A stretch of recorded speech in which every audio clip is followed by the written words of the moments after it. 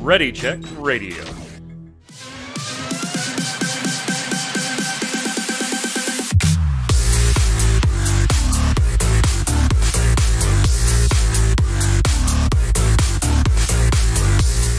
What's up, Internet? It's Thursday at 7 p.m. Eastern, and that means here on twitch.tv/ReadyCheckRadio, it is time for the Relic Grind, our Final Fantasy XIV Square Enix podcast.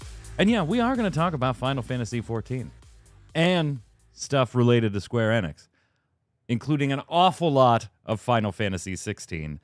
We'll get to it. I'm your host, Mike Byrne, a.k.a. Magic Man. This is episode 95, gents, closing in on that 100 mark.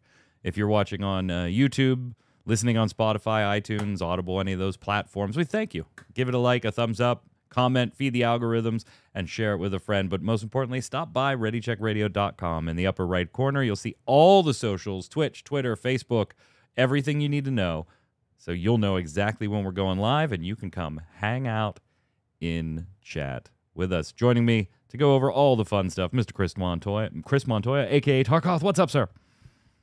Doing good, man. Doing good. Greetings, programs. My hands, trying to rest my hands today because I started to play Theatrhythm, and yeah, did I'm you not really? great at it. Yeah. Did you? It's a lot more fun than I thought it would be. See, like we talked last week. You're just generally not a rhythm guy, a rhythm game guy, but you know, and we told you, hey, there's side stuff, but if you don't like rhythm games, nothing is going to be worth it. You decided to give it a shot anyway. Yeah, I feel all that extra stuff really enhances the product. And I felt like there's purpose now to the rhythm game. It's not just rhythm game for the sake of rhythm game. There's like, you know, the leveling, the questing. I started out on basic with the Final Fantasy XIV tracks, and now moving up to expert on everything I do. So getting better little by little. So I'm gonna keep playing it. It's nice. It's fun. It's a fun game. I'm right now at like 78% quest completion. Wow, nice. Kronos, have you unlocked endless mode and all that stuff?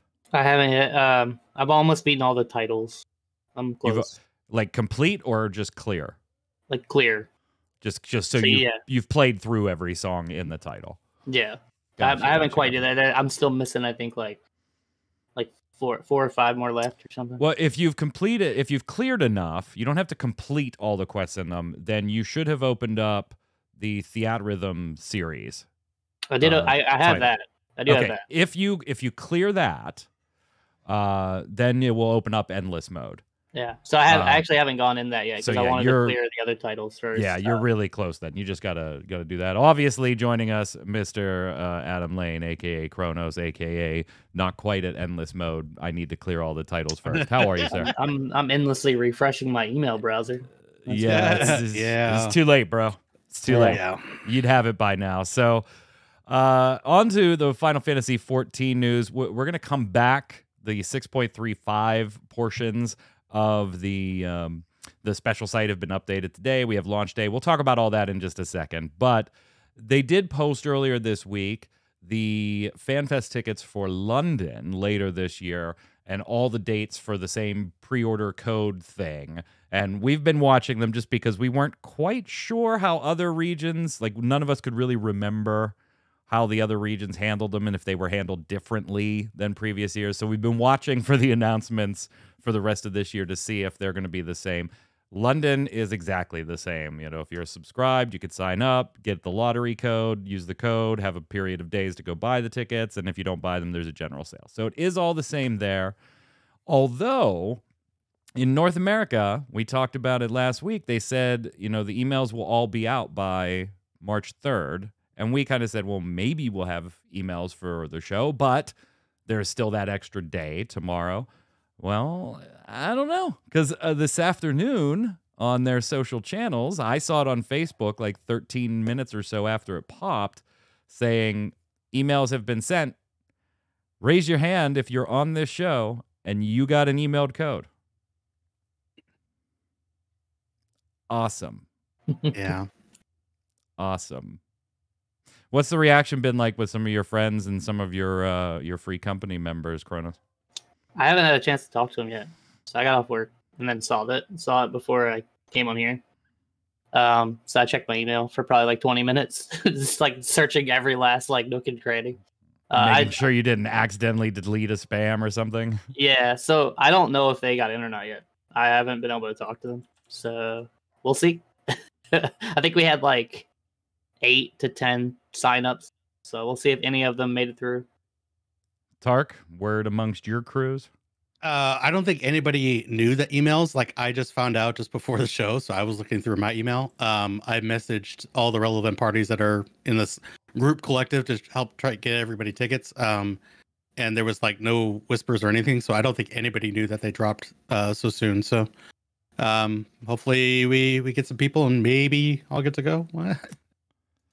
I want to go. Yeah, I mean, obviously, right? You're not gonna post a reply on posts like that if you got tickets. You're just gonna go buy your damn tickets, and hey, cool, I got my email. So obviously, it's a little bit of a bias as far as who's commenting on those social media posts, but it is just wave after wave of legacy player since 1.0, no invite, nice. Legacy player since 1.0, no invite, nice. Just like over and over and over again. Tark, to your point last week of, should there maybe arguably have been some mechanism where duration of subscription applied or gave a little bit of weighting or a few extra entries into that lottery or not?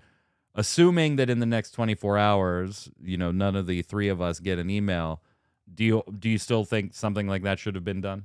Absolutely. Yeah. If you're subbed for 10 straight years, nine and a half straight years, every year you get another entry. I would have been acceptable of that. And if I still didn't get in, okay, at least I had extra chance because I've been subbed for so long and never taken a break, even when I've not played the game.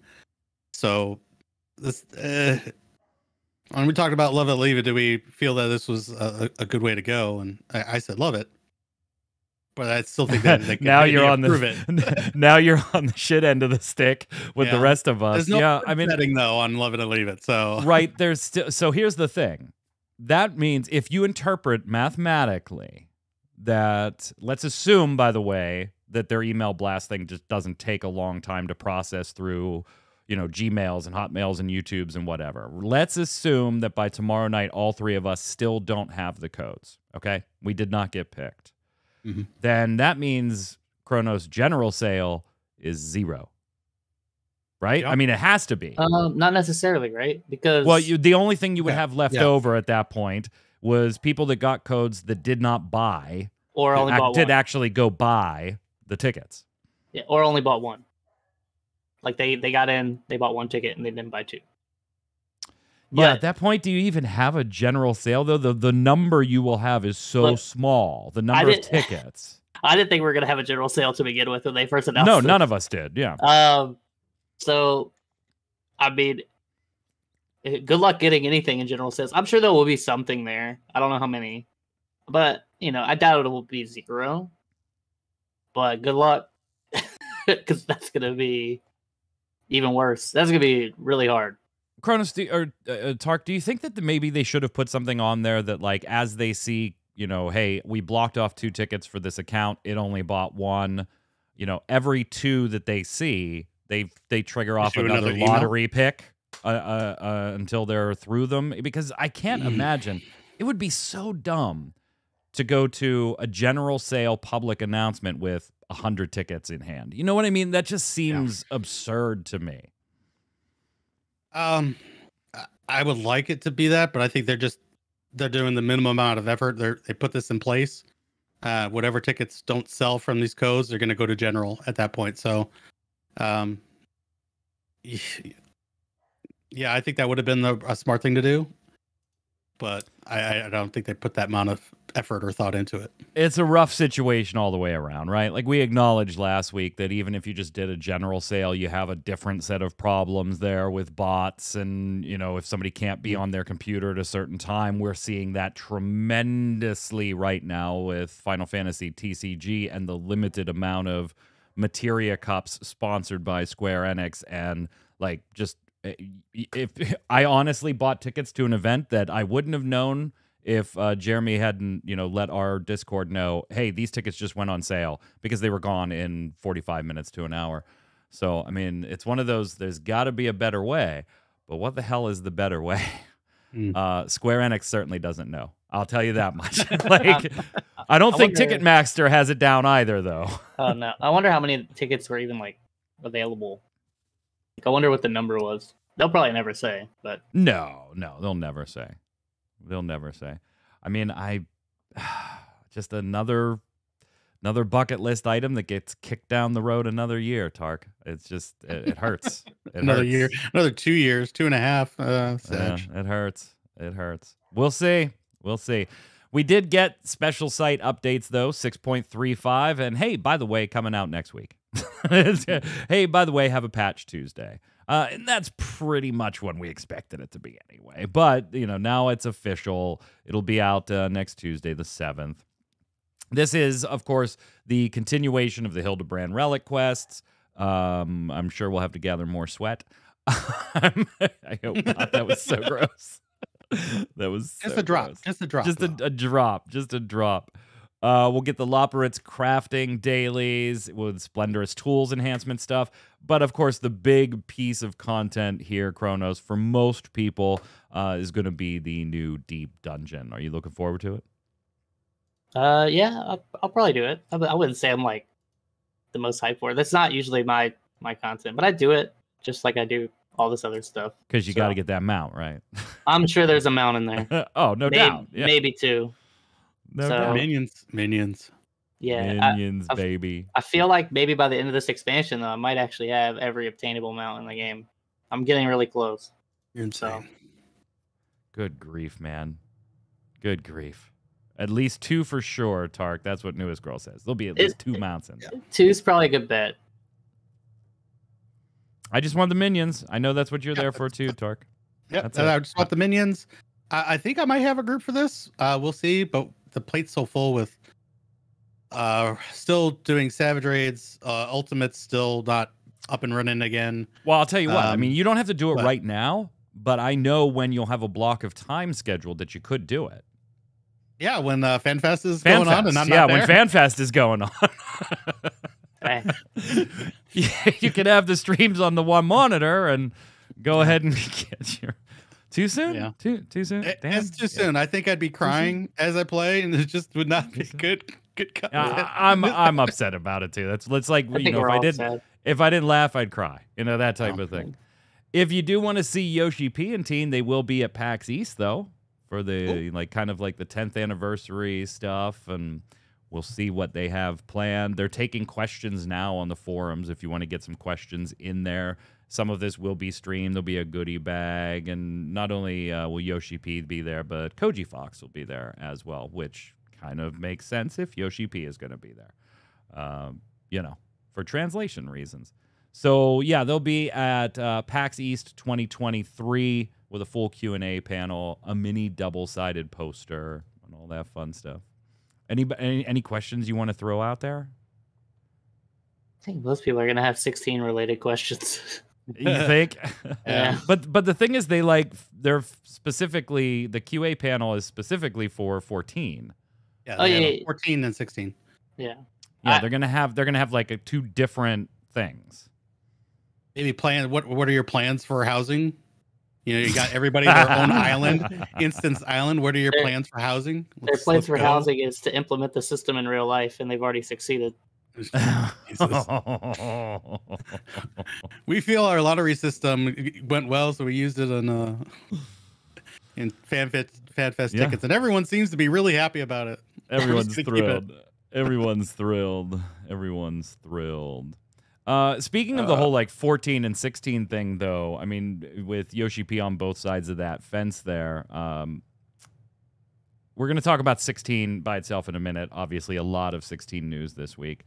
Far more than 14 news. But to finish up some of the stuff on the 14 side, while Game Informer was doing their preview of Final Fantasy XVI, they got some additional time, of course, to talk to Yoshi P.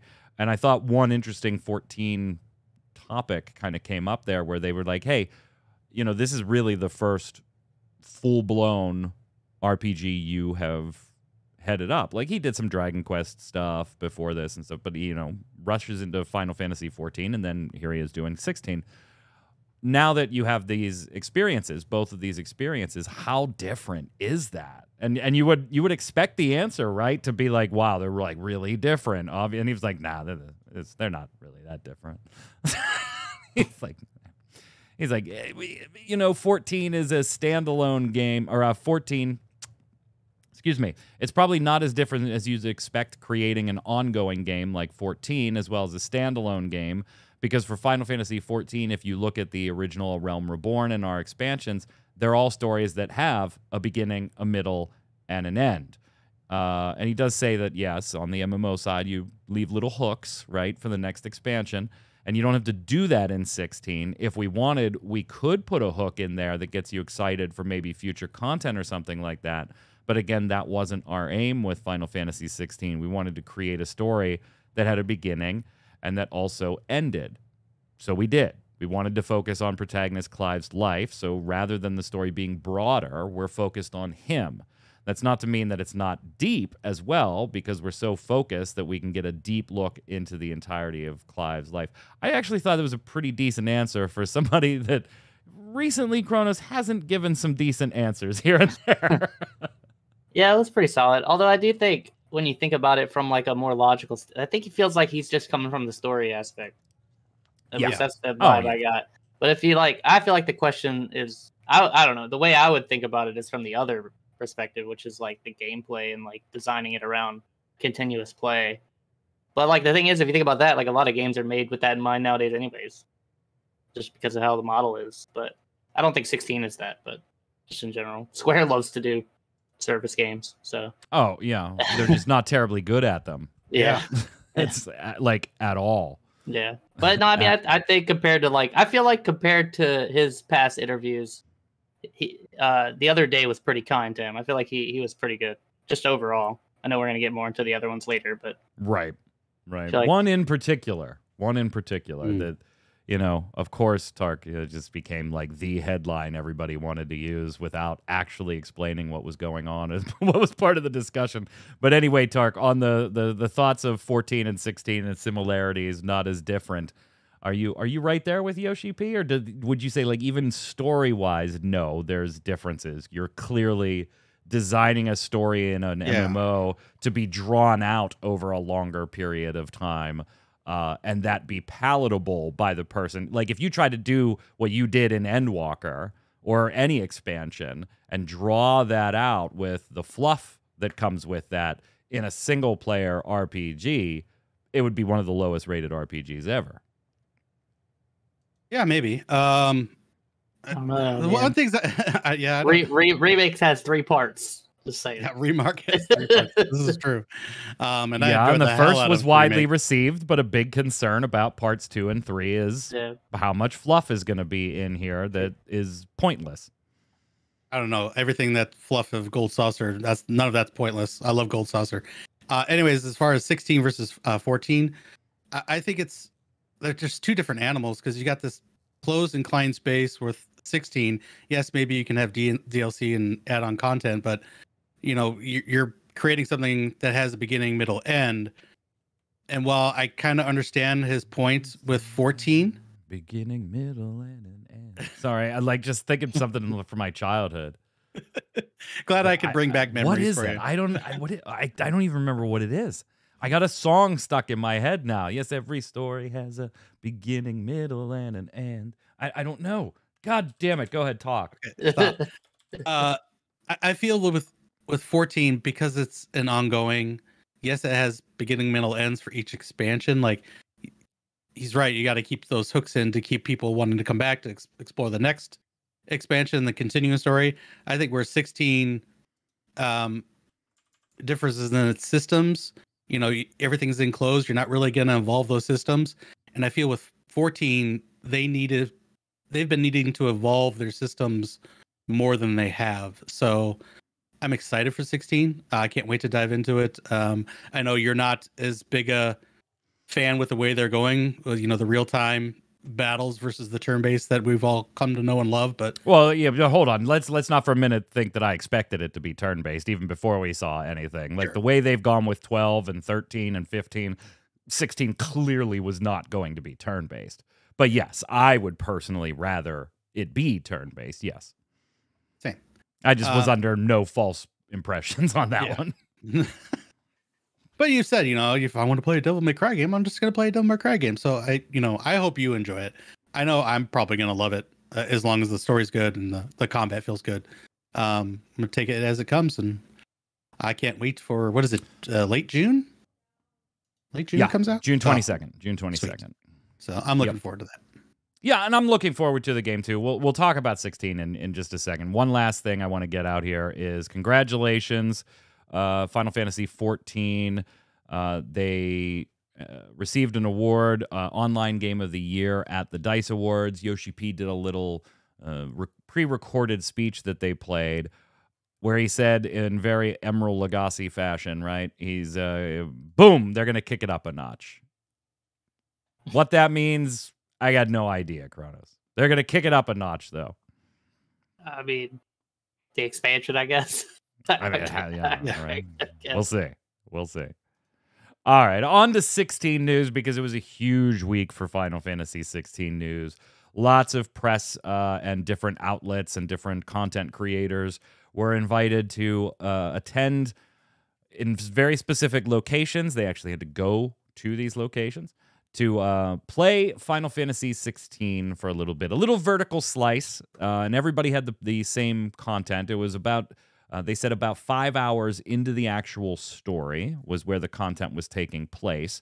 Now, they also did have Clive and friends had abilities that typically would not be unlocked yet. At this point in the story. So don't expect everything you saw to be what you're doing 5 hours in. Some of those abilities will get later when we actually play the game. But they got pretty much a nice little vertical slice of everything. The combat, the icon fights, a little bit of the voiceover, the music, the design, the graphics. They got a nice vertical slice. And while it may not be representative of the entirety of the end product, most of these came away pretty happy. And to your point, Tark, they were acknowledging, yeah, it's very Devil May Cry combat, which we all expected based on the team they brought in and the footage we had seen in trailers and everything up to date. So, yeah, I'm still excited. And I've always been excited for it. Where my disappointment comes in is that, for me, nostalgia and head-wise, it's not Final Fantasy. It is, and it's probably going to be going forward. But I'm sure I'm not alone in that this doesn't feel like a Final Fantasy title the way I feel about Final Fantasy titles. And I'm willing to, Sure. I'm okay with that. I'm clearly going to have to go look for my turn-based goodness somewhere else. And I saw Dragon Quest. I don't know who said it, but I saw Dragon Quest represented in chat. I'd be a little leery of that one, too. We haven't seen anything with Dragon Quest XII yet, but there have been references by the team to that being more action-oriented as well. Even the last few Dragon Quests, while there were kind of turn-based elements to the combat, they weren't turn-based in that way. So, honestly, Kronos, I think I'm just going to have to, if that's what I'm looking for in a certain RPG, I'm going to have to go and get that somewhere else. It's not going to be Dragon Quest and Final Fantasy anymore.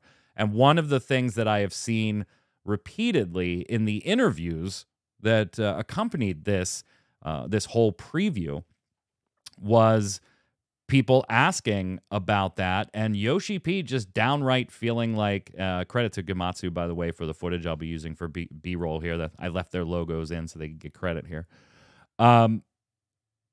Yoshi P does not feel that that's what Final Fantasy is anymore. In fact, he was downright negative in some respects, in some questions answered, talking about what Final Fantasy is today for an audience, and that he kind of viewed it as almost dated, a dated product for a current day audience. And that was some of the impetus going into this new, more action, very combo-y, Devil May Cry-centric combat system. I'm sure I'll like it. It just won't feel like Final Fantasy to me because I'm an old Final Fantasy head. But maybe it creates those feelings 15 years from now for my kids on this is Final Fantasy, and I always buy Final Fantasy because of this. One can hope. What'd you think when you started seeing over 45 minutes of gameplay and all kinds of opinions out there, Kronos? Where was your mind going? I mean, this is reskin Devil May Cry with numbers on the screen. Personally, I am interested in the story though, and I mean the battle systems. I do like Devil May Cry. I'm with you though, 100%. Yeah, I've always said. I think the way I always worded it was when I want to play Final Fantasy, I play Final Fantasy. When I want to play Devil May Cry, I play Devil May Cry. Yeah. Well, now it's not a binary decision for me anymore. Yeah, play this or don't play something. It's not, and I mean, he's not necessarily wrong. A lot of studies do show that like other stuff just sells better now. I mean, what are like truly successful turn-based RPGs anymore? Like Persona, probably is. Yeah, wildly Persona 5. successful. Yeah, Xenoblade Chronicles, although that shifts into action when you start getting into number 2 and number 3 a little more. Yeah, it's just it's tough. I mean, I think I want to look at Yoshi P and just go, "You're wrong," and I don't think he's wrong. Right. But I think he might be right for the wrong reasons, if that makes sense, Tark. I agree with that. Oh, that makes sense. You can look at Final Fantasy's past and go, nobody, big marquee IPs just can't survive in this day and age as turn-based. And maybe that's the idea you have in your head. We're not even going to argue about whether you agree with it or disagree with it or not. That's Yoshi P's stance. But I think the stance has to come from is it because people don't want that, or we're never going to grow our audience anymore? We're just going to get that audience that's always loved us until they die, and then we have no audience? Or is it because we haven't done it right in years and years and years at this point? I think those are all things you have to look at, not just look at and say that's an outdated mechanic. Yeah. They're trying to go for gripping a new audience. When you have Elden Ring, God of Wars, Horizon Zero Dawns, they all have some RPG elements to them, but they're all action oriented in their combat and such. But then you risk alienating the true fans and diehards like us three that want our turn based. And I can get that maybe from Octopath Traveler 2. I just don't want to see turn-based go the way of the dodo and be like, okay, well, it just doesn't work because they're not putting the time and effort into it. So I love my turn-based, and I wish 16 was turn-based, but I'm going to try to enjoy this for what it is. But yeah, I just hope they don't lose their way in what made Final Fantasy great in the first place. Persona 5 Royal, 3.3 million units sold. Total sales across all ports and everything, and not remasters, but re-releases of different editions and everything, past 8 million copies December of last year. Yeah, there's an audience for turn-based stuff, so it's definitely there. I don't think it's going to. And I think Square just looks at it as their smaller projects now. Their Octopaths, their smaller things like that. Well, they see Final Fantasy, and I think it's like, well, how do we appeal to the most people possible? And and they're not necessarily wrong. I don't like it. It looks great, by the way. Yeah. Oh, it looks awesome, and the voice acting and all that stuff. Looks the voice acting, the Soken's music is great. Maybe the game isn't going to be for you because you don't like Devil May Cry.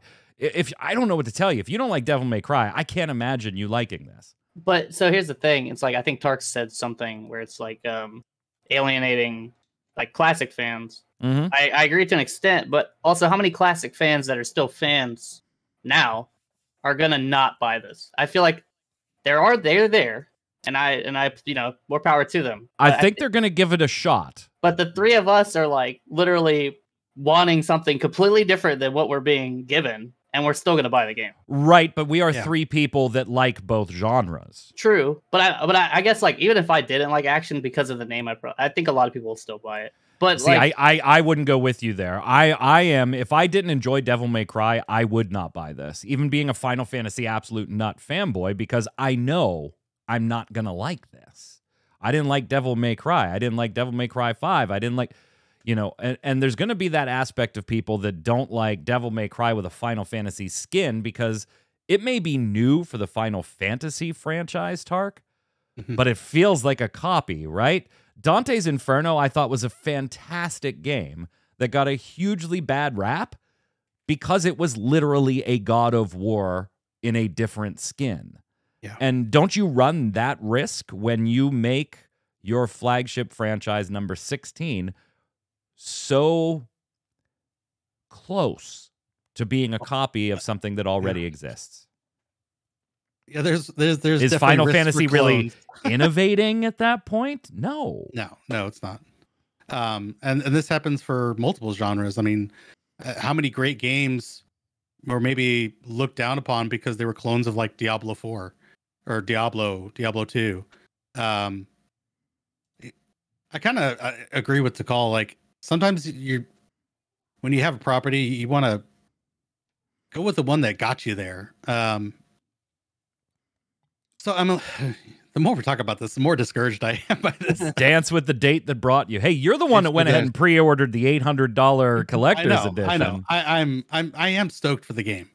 And even Kronos and I were like, right. no. Well, you were right. You know, I think we all 3 of us like both genres, but if you're not into the action combat, God of War, Devil May Cry, you might take a pass on this. You know, you're looking for other avenues for your turn-based goodness. So I think that turned some people away on Final Fantasy 15, but of course it had other issues. So I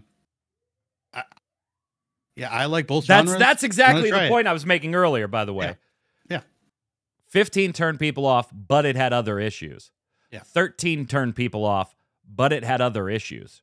12 turned people off, but it had other issues. You can't look back all the way to, let's say, what, Final Fantasy X was probably, and was the last pure turn-based style system, right? Yeah. Because from there on, 11 was the MMO, 12 had the Gambit system, 13 had the Paradigm system. It was like a hybrid of turn-based with some other ideas thrown into there. I don't think any person that is a Final Fantasy fan looks at 12 and says that failed because of the turn-based style of combat. 13, that failed because of or they didn't like it. You know, they sold millions, all of them, so I can't really say failed. Or looks at 15 and says that. And in fact, I thought a lot of people, whether they liked 7 Remake or not, looked at it, Kronos, and said, well, I do kind of like the fact that even though it's not purely turn-based, there is a turn-based type option in here if that's what you're looking for. That is absolutely not, from the previews, an option in 16 at all.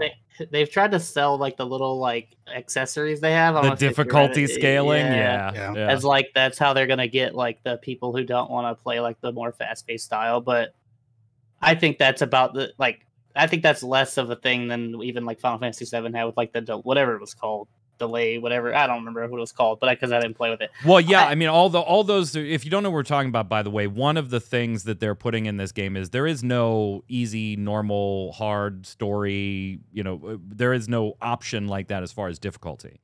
What they're doing is you kind of pick whether you're story focused or combat focused or action focused, and then that's kind of it.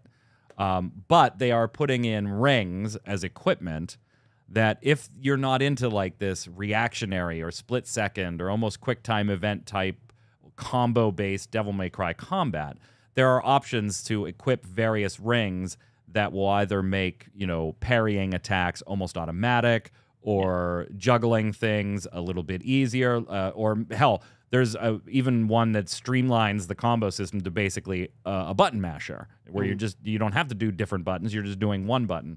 So that is their like whole take on, if you want the hardest experience, there is no hard mode, just don't wear any of the rings. which I can kind of dig, but again, doesn't address the turn-based thing at all. I think they said New Game Plus was going to be like harder also. But yeah. But you have to beat the game first. For that. Right. I actually, my issues with 7 Remake had nothing to do with the gameplay. Funny enough, except for air combat, which was kind of fixed in the DLC, to be honest. I agree. But I actually liked the middle ground that 7 Remake had. Like, it felt it was definitely still an action RPG, but I still felt like I was playing Final Fantasy with like the menuing, and this is gone. Like, it's not there for this. This is basically swap your weapons like Devil May Cry and do different things, which is, like, again, I'm not saying that's a bad thing. It's just that takes away a lot of things that even, like, I don't see much Final Fantasy in this at all, classically. But, I mean, I don't. Here's the thing, I guess what I'm trying to say is I don't think this is I think this is gonna be massively successful. I think so too. I'm still excited for it, even though I'm disappointed in the direction, but I've been disappointed in that for some time because I'm also a classic fan. And I've just kind of come to terms with it. But I think this is going to be probably the most successful Final Fantasy game we've seen in quite some time. Yeah. I mean, there wasn't a single preview I saw, and I went through dozens of them, whether they were videos or written articles, Tark. There wasn't a single one that I was reading or watching that the person walked away going, I don't know, man. I don't know. There wasn't a single one of those. There was a lot of positivity across everything. I think the only negatives came from questions about JRPGs in general, and we're gonna get into that in a second. Yeah, we'll get into that. But yeah, everyone seems to be positive as far as what they played and what they saw. And then they love the big kaiju battles. Even they looked amazing. Point. Yeah, they looked amazing. And seeing Sid, Thunder God Sid. Yeah, I mean, Takal, I understand the sentiment, but it's going to sell like gangbusters. It's probably, going to review very, very well. It's going to be a success. I just don't see it not being a success. There might be minor disappointments here and there, like if the story doesn't quite deliver in like the way Forspoken kind of got beat up with a mediocre story. Like, you're going to see stuff like that. But Devil May Cry got those same knocks and still walked away with 7, 8s, and 9s across the review panels anyway on some of its sequels. When somebody's looking for this type of game, this is going to be a good one. It's going to be a good one. I fully expect it to be up there with like the game. I'm not saying it's going to win Game of the Year because like it's got to compete with Zelda and shit. That's going to be really tough. But I think this is going to be in the conversation. I really do. Even with my personal feelings about it. And it's just going to like reinforce the way what Yoshi P is saying, the way they feel. Yeah, it's going to give the confirmation bias problem. Oh, yeah. Yeah, 100%. It sold, X million copies. Therefore, we were 100% right. There is no future for Final Fantasy to be turn-based. And I don't agree with that argument. I don't either. But yeah, it's going to confirmation bias themselves. That's a good question, Travis. The real question is, when you walk away with this, will you remember it, or will it be another modern game you play it, consume it, and forget about it 3 or 4 months later? And we're seeing that with Forspoken for a number of reasons, for it just being generally mediocre across the board by most review accounts, and somewhat subpar in the story. Not necessarily a bad game, but a forgettable one. Will this be like? Can any of you tell me the storyline in Devil May Cry 4? Nope. I can, but I don't. Never played it. I'm like a rare. I've played Devil May Cry a lot, so yeah. I mean, so I'm not the norm. Is what I'm saying.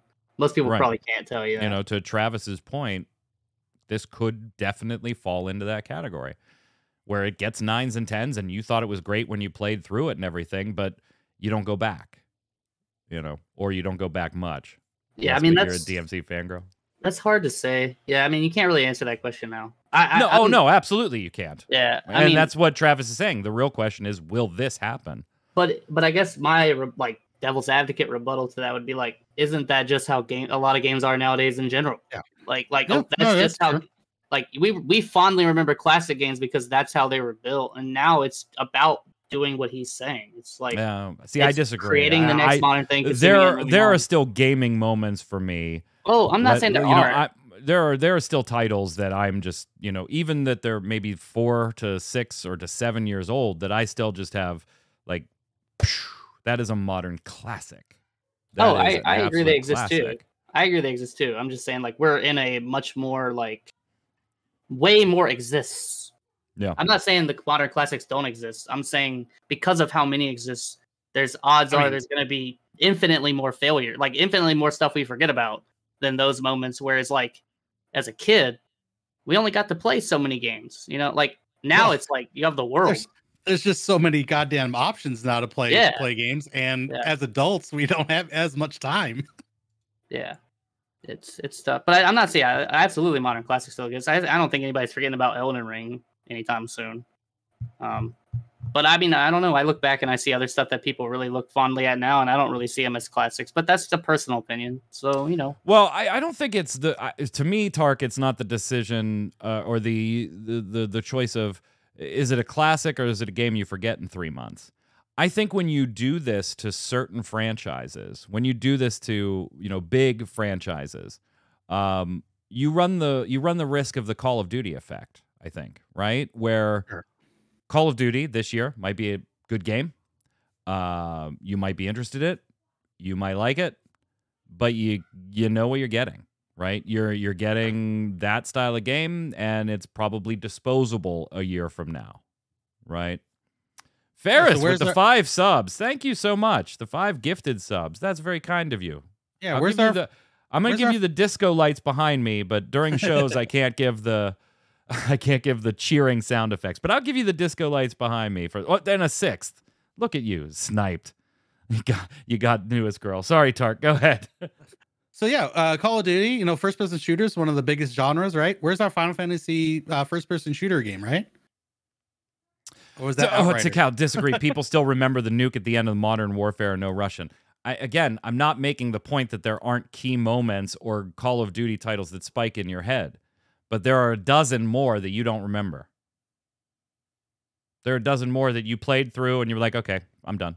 Yeah, that was I mean, to be fair, there's also a ton of things with Final Fantasy in the title that plenty of people I forgot about already. Not numbered ones. Numbered ones. That's my thing. Not numbered ones. Strangers of Paradise. I feel like most people actually like that.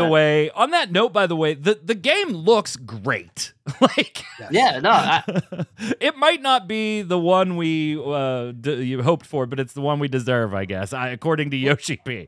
I want a TV spot with Frank Sinatra, playing on this game. Let's go. It looks absolutely incredible. The icon to icon kaiju battles look great. I did agree. I saw one review, I don't remember who, or I'd give them credit, where they said like they weren't super impressed with some of the visuals, but they also said our slice was like in a dank dungeon castle, so it wasn't like the most interesting of visual delights to begin with. It was a dark, dank castle, so we'll see. That was the part I heard a lot. Any complaints, that was the part I heard the complaints about, because everybody was like, it was like super tight spaced. You were basically like in hallways. Yeah. And it was very dark. Yeah. But I mean, I expect a lot of the game to be like, this is going to be Devil May Cry. If you're expecting it not to be Devil May Cry, I don't know.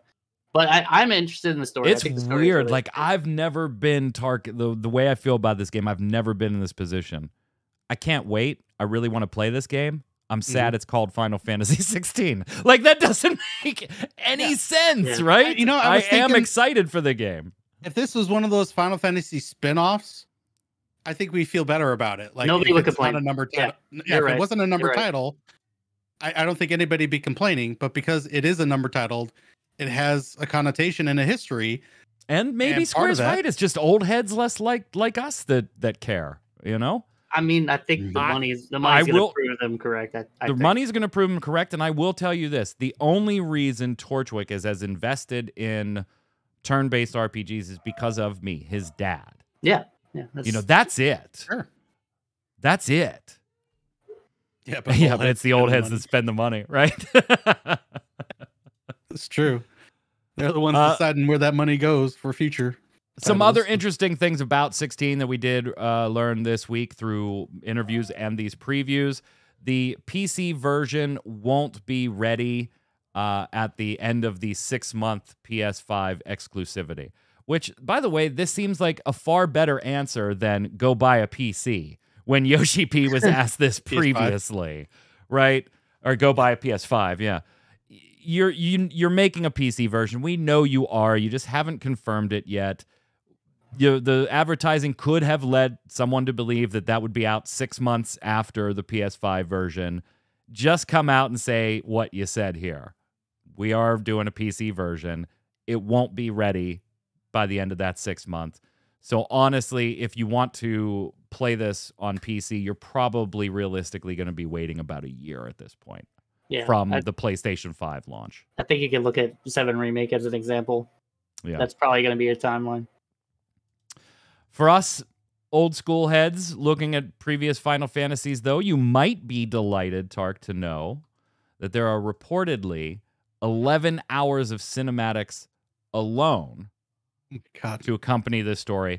And that doesn't count something that they are taking huge advantage of in the PlayStation 5, in that almost, simultaneous melding of cutscenes / combat scenes because of the solid state drive in the PlayStation 5 making the tech accessible to kind of meld the two. They are not counting those little snippets of cinematics that they hope and they say are blended in such a way that you don't even realize you're watching a cinematic when they pop them into the middle of the fight. They aren't counting those. They're saying 11 hours of cinematics. Yeah, breakaway cinematics. That's insane amount of visual goodness that I can't wait to. Does that give you a little hope on the story front that maybe the narrative is wow? I have no doubt that the story is going to be amazing, especially with Yoshi P producing it. Because I love the story of 14, and he's been at the helm of that for almost a decade now. So I have no issues with the story. I think it's going to be top notch, and that's it. I mean, there is the whole quantity versus quality, Adam. I mean, I'm sure that's an argument one can have, right? Yeah, I'm with Tark though. I think I expect from what I've seen, I think the story is going to be phenomenal. So, that's the most exciting thing to me. Like, we'll see how interesting the gameplay is. But I can overlook that if the story is good. So, and I feel like with a lot of the newer stuff, we're still only really seeing like older Clive, right? We know like younger Clive is in the game. Yeah, because he goes through basically his teens, his 20s, and his 30s through the game. Like you're following his entire, growing up. Yeah, it's gonna be interesting. I'm like I said, don't get me wrong. I'm excited for the game. Oh, 100%. I'm with you. I think it's we weird. all feel. I think it's we a all weird feel very feeling. similar. I think it's just weird to like say out loud, but I think we all feel very similar. It's a weird feeling, and honestly, the story's gonna be the be all end all for me. I might not like the DMC combat in my Final Fantasy. I mean, in my Final Fantasy gumbo. But I also realize that that's probably the direction they're gonna go for the rest of time. You give me a shitty even Final Fantasy XIII, which has a ton of plot holes, and may not be one of the most highly regarded there are bits of that story that are just amazing. Oh yeah, I think there every are bits single of one that. has stuff Every like that. single one has stuff like that. If this doesn't, I'm going to be on you. Then I'm your biggest detractor because you're done. You're done. I think too. I don't even think how popular this game's going to be is going to have to do with the Final Fantasy name. By the way, I think they attached the right person to it. I think Yoshi P brings a lot of just like the fact that I think they've made a lot of correct decisions to appeal to a large audience. I'll just say that even before they even made the decision to make the game. I think putting Yoshi P on it was really smart. The way they're dealing with a lot of the press stuff is really smart. The stuff they're showing, the way they're trickling it is smart. I just think this looks just like it's going to be a Game of the Year contender, even if I weren't interested in playing it. Formerly unknown. If the algorithm has reminded us of anything, it's that no matter what, the music is going to be bangers all the way down. Yeah, you're right. Especially with Soken. Especially with Soken. Oh my God. 100%. Even if I hate 16, I'm gonna buy the Theatrhythm DLC for it. Dude, they got DLC. Not to for mention the miles, soundtrack, too. aren't you? Yeah. Have you seen the Theatrhythm DLC roadmap? I looked Yeah, at it the I other have day. not. I didn't realize it literally is going It's all the nuts. way out to like November. Wow. Yeah. Yep. We also learned another interesting bit, and maybe some of our viewers, have already known this or whatever, but coming from Skill Up's conversation with Yoshi P, we've learned that Yoshi P not a fan of the term JRPG used to describe the particular genre of game we're talking about, and it came up almost accidentally. He used the term in a question, and of course, this had to go through translation. And so Yoshi P says, one thing he wants to get across is that when we create games, we don't go into them thinking we are creating JRPGs. We're just creating RPGs. The term JRPG is used by Western media rather than users and media in Japan. And again, credit to Skill Up. That's where these screenshots come from. And in Skill Up's video, he kind of says, I was kind of taken aback by this answer because it was almost like I've accidentally stepped on a landmine and I'm not sure if I should proceed further or not. But Skill Up did proceed further and say, what do you mean? Can you tell me a little more about this? And he says, this is going to depend on who you ask. This is from Yoshi P. But there was a time when this term first appeared 15 years ago. And for us as developers, the first time we heard it, it was like a discriminatory term, as though we were being made fun of for creating these games. And so for some developers, the term JRPG can be something that will maybe trigger bad feelings because of what it was in the past. It wasn't a compliment to a lot of developers in Japan. We understand that recently, JRPG has better connotations and it's being used in a positive way, but we still remember the time when it was used as a negative. I remember seeing something 15 years ago, which was basically a definition of what a JRPG was versus a Western RPG. And it kind of is like Final Fantasy VII, and it has to have this type of graphics, this length of story, and compartmentalizing what we were creating into a JRPG box and taking offense to that because that's not how we're going into creating. We were going in to create an RPG, but to be compartmentalized, they felt was discriminatory. I had no clue. I shouldn't say no clue. I feel like I remember Monolith, some of Monolith's team saying something similar when Xenoblade Chronicles, the original, was in development. Not the head of the project, but some of the team members. And that would have been what, like 2014? 2015? Something like that. But to me, this term has always been just a genre, right? It's always been a JRPG. And in my mind, Final Fantasy, at least the way my brain defines it, Final Fantasy XVI would not be a JRPG. Yeah. That could be my old head associating turn-based with JRPG a lot, and I'm willing to give up that piece of the pie if I need to. But to me, it was always like, oh, that's a JRPG. Just the same way as that's a CRPG. That's an ARPG, like an action RPG. Like, they were subgenres of the RPG. That's an MMORPG, right? Like, they were different styles of RPGs. Like, you wouldn't call, even though Elden Ring was developed overseas, you wouldn't call that a JRPG. It doesn't fit, at least my definition, and generally most people's definition, right, Tark? I mean, I certainly never even imagined that this would be like a discriminatory term, but I can also recognize that if it were, I'm not the one being discriminated against, so I probably would not be as cognizant of it as maybe a Yoshi P or a Japanese developer. I was totally blown away by this. Like, I didn't think this was an issue. I had no idea. I was like, wow. And like you, I just thought it was just a genre. And I honestly, for the most part, equated JRPGs with some of the best in excellence for RPGs in general. Western RPGs being, another part of the genre. yeah, you'd get a few gems like, you know, Baldur's Gate and whatnot. But I always went to JRPGs to get my good RPG fix because they had the tropes and the kind of graphics and the combat systems that I really loved. And I may be I nuts, was but like, I always like personally have viewed, you know, JRPGs as a step up. Like never a step down. It was They were always the bar. those ones are better. Yeah. Like if you got a good Western RPG, you were like, this is awesome. Like this is what we can do over in the West to compete with the excellent bar that the Japanese developers have been putting out for a decade plus. So I was actually like kind of blown away by this. Yeah, Newest girl pointing out, Kronos, that like 15 years ago would have been mid PS360. Japanese developers were very much struggling in all of gaming, not just in RPGs, but in all of gaming back then. So it was feeling, but I swear I remember using that term like in the late 90s, early 2000s. Oh, sure. I'm pretty sure I remember using it. Yeah, I remember using it. I feel like yeah.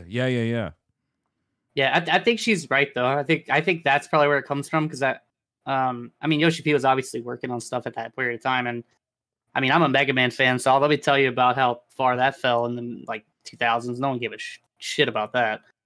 But like, you know, I think of games from like Japan, and it's more like those are the ones I remember the most. Like when I was like early 2000s still in school, I was like, get me away from the American RPGs, dude. Like I didn't even really want to play Mass Effect when it came out, to be honest. I would have rather played like Lost Odyssey, even though that's like not looked as upon the same light as the other game.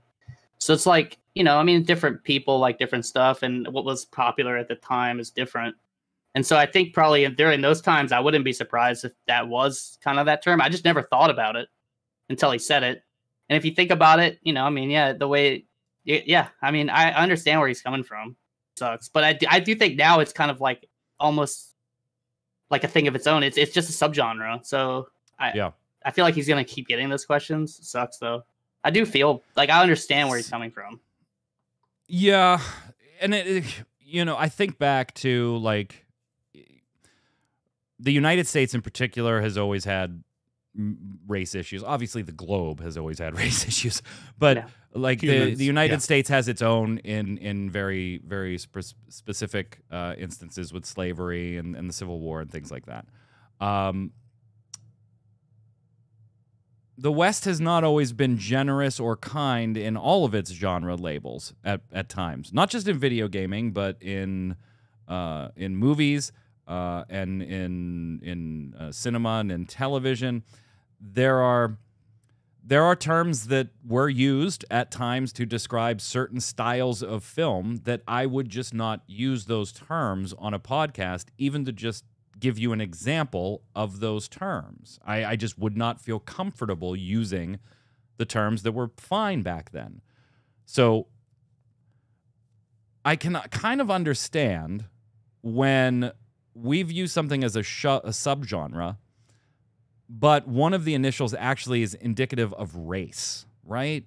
Like to say something is Japanese, you are applying the descriptor of a culture of a people to it. And so maybe it's not the most sensitive thing to do. We're also three white guys sitting here on a panel that are not Japanese, that are not a minority, that have ever had to go through anything that a minority would ever have had to go through. So on that, I will absolutely defer to some. If you find it offensive and you are a Japanese game developer, then it must be offensive. Like then that's just the end of my thought process there. Okay, I'll use RPG from now on. No big deal for me. But there are a bunch of people that maybe don't share that opinion, that look at it and go, it's just talking about it. Hell, Tark, Sony's online store has a JRPG category. Like, Sony is a very Japanese company. And they've that's in embraced video that games. moniker. It's like, how do you... But did they embrace it through they viewed it as an innocuous term like the rest of, like many of us did? Or did they embrace it out of more of a necessity? This is what people search for and we need the SEO value type deal. Yeah. Good question. Yeah, it's tough. I don't know the answer on that. I always thought it as like and then again, this is coming from someone, I'm not if he divides offensive, then I think that's valid, right? But I Yeah. always thought it's like a term of endearment, right? Like, I don't know. It's like if it was a JRPG, I thought higher of it. I think Tark said that. Like I said that, yeah. Like yeah, it's all like- three of us did. yeah, it's like that's It's just a how I high thought bar. about it. Yeah. It's Yeah. I think it is funny that like all three of us are like, wow, I like thought the total opposite. There were years where the games media in particular was just like bashing the shit out of Japan, and games development, and yeah, that was dumb. But like to me, yeah, my head was like, I like JRPGs. I don't like RPGs. Like that's where my head was. I was think like, that's where mine is too. I think. Yeah. Yeah. for many, many years until I started playing like other RPG types. So yeah, insanely interesting topic to have come out of just an absolute fluke of a discussion with Skill Up. Is unfortunate that it was right on like basically the heels a couple of weeks ago of a diversity argument when it comes to Final Fantasy XVI too, though. So a little bit weird there. Yoshi P gave a little bit of an update about that. He was asked, previously about diversity, and he was like, yeah, it's medieval Europe, and it is what it is. He gave a better answer, but it's still just a PR answer. But it's certainly better than his first foray into trying to give an answer to that question. He's he thinks that each person's response to is 16 diverse may vary greatly. People have their own thoughts on the scope and their understandings of the term diversity. The producer says, according to Games Radar, that he doesn't see that variation as a negative, but the different people's varying approaches will lead to different interpretations of the development team's approach. And he goes on to talk about how like they use a wide, diverse range of values and culture in the game. When I think, it's a very diplomatic way of saying we've got diversity of culture and stuff like that, but no, there's not really any, black main character or strong female lead, or which I think was really the question. This one, I'll give credit where due, Tarkoth. It is better than his first stab at this question a month or so ago. But I think, I still think it sidesteps what the original question was. And he knows what was being asked, right? He knows what the press was asking him at the time. It was like, are we going to see people of color, minorities, women in prominent Final Fantasy roles, main character type status? The answer is no. Yeah, you just answer that basic. Just don't. You go into more detail, you open up more holes for people to poke at and reveal biases that might not even be there. So the answer was just no, not in this title, and just leave it, and that's it. Like, so it felt very PR, yeah. but it was better, I guess, than the first. Yeah, a little bit, but not much. I mean, they were probably more prepared this time. I'm sure they were like, "This is gonna just get a bit, asked." just a bit, just a bit. The team does want you to fail QuickTime events, though, and this might be another thing that people aren't all that keen on in a Final Fantasy game. There are QuickTime events. The thought process being that they didn't want all these big combat moments to just be sitting there watching a cutscene. And they did say like the kaiju battle type stuff, that each one was different, by the way. Like you're going to play those battles in very different ways. They made systems specific to, Yoshi P laughed at it, we made battle systems specific to one fight. Like multiple times we made unique systems for these fights, but there are going to be this interspersing of QTEs. So when Clive's going in for a punch, we wanted to use that button that you use to attack. Same thing with type of dodging, but they are designed so that players may make mistakes. It's cool. Don't worry about it. It's not too punishing. And we want, what we want kind of is when players get good enough to the point where they're good enough at the rest of the battle to worry about what's going on in the QTEs, to maybe try failing it once. Because there are two different branches off whether you succeed or fail. And sometimes the failures can be just as interesting as the successes. Yeah, maybe we see Clive fail and get smashed by Garuda's claw and his head just pops. But good dying though. It's possible. If you are still doubtful and not sure, you will get a demo 2 weeks before launch, and your progress will carry over if you decide to buy it. Kind of been Square Enix's MO with most of their titles lately, which I'm a huge fan of that MO. It's one of the things I'll give them a huge thumbs up for over the last year or so. Double thumbs up. The demos leading into carrying progress is excellent, even though it has, of course, cost you sales on certain titles, Babylon's Fall, and other things. Yeah, I appreciate it, but I'm just gonna play the base game for this one. You're not going to play the demo? Yeah, you're already locked in at a $790 collector set anyway. I thought he was saying, I appreciate that they had a Babylon's Fall demo and didn't have to buy the game. Well, beta. That was the beta.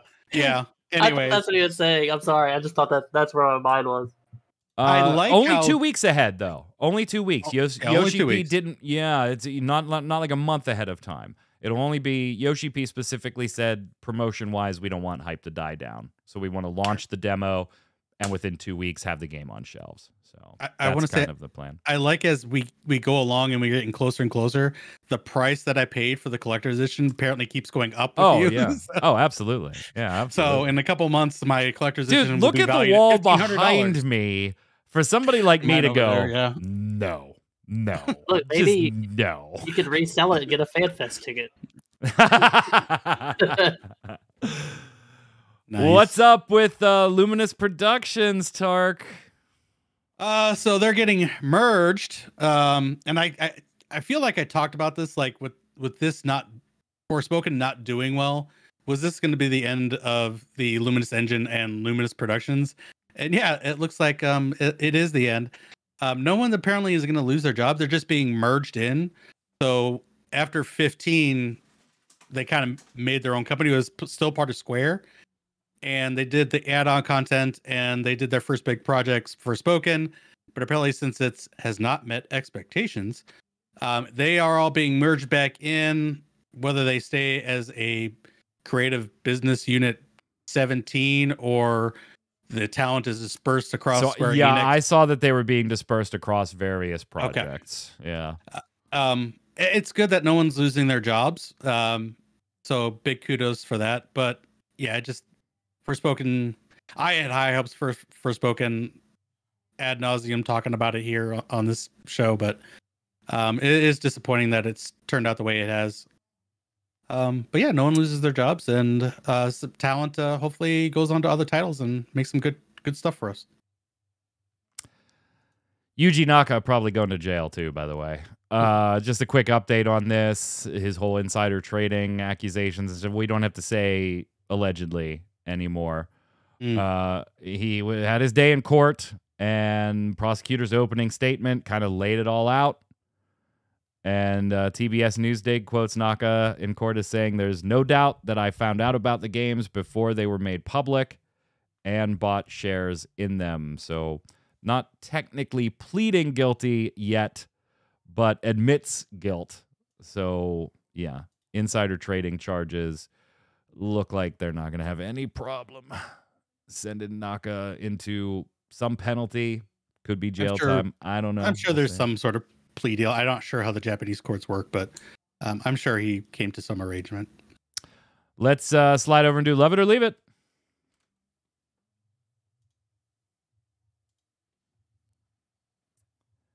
I'm going to be honest. I'm not exactly sure where today's Love It or Leave It goes.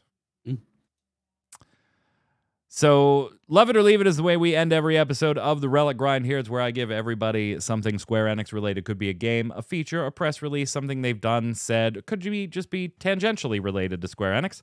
And I ask everybody, do you love it, want more of it, or leave it? There is no fence sitting, and you've got to make the decision right now. No waiting for additional information. If I asked you right now, Kronos, love it, want to see more of it, or leave it, never see it again, Final Fantasy XVI, title and number and all, based on everything you know so far, love it, want more of it, or leave it? I mean, it's a weird one, isn't it? It's weird because I want something different, but I don't hate what I'm being fed. So I'm gonna say love it just because I plan on playing it. I think it's gonna be really good. I'm really excited for the story. I like Devil May Cry.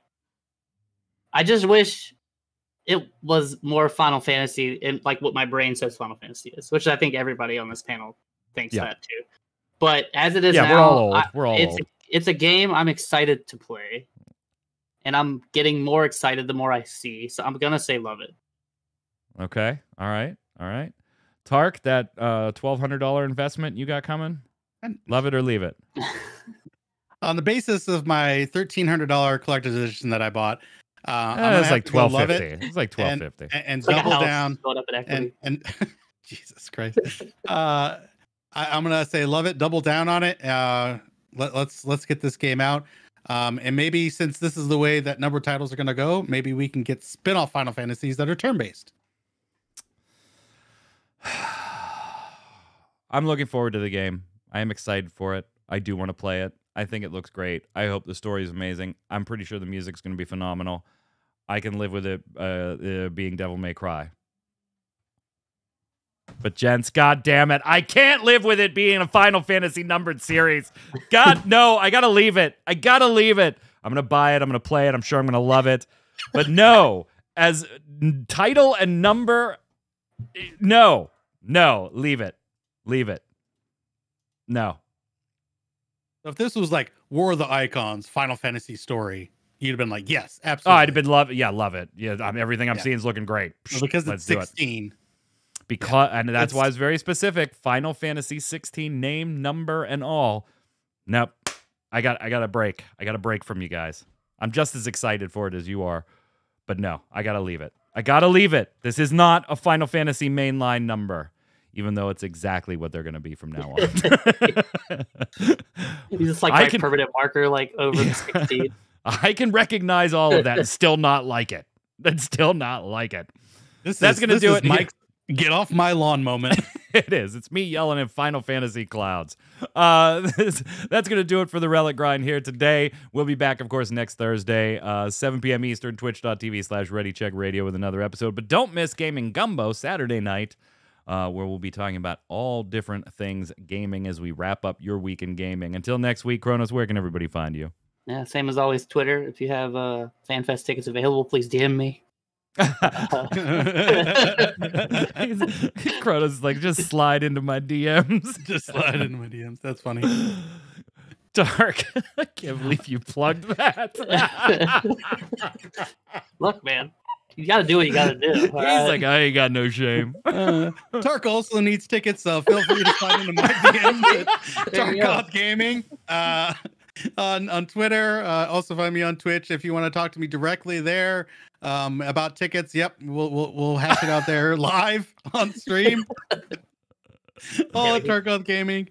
And then when my collector's edition comes in that costs $13.50, we'll open that up too, so that'll be fun.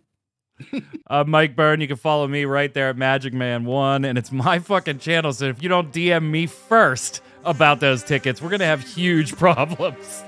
DM me or just follow RC Radio on Twitter, and you can DM that channel as well. I'll check them both. Stay safe. We'll see you on the servers.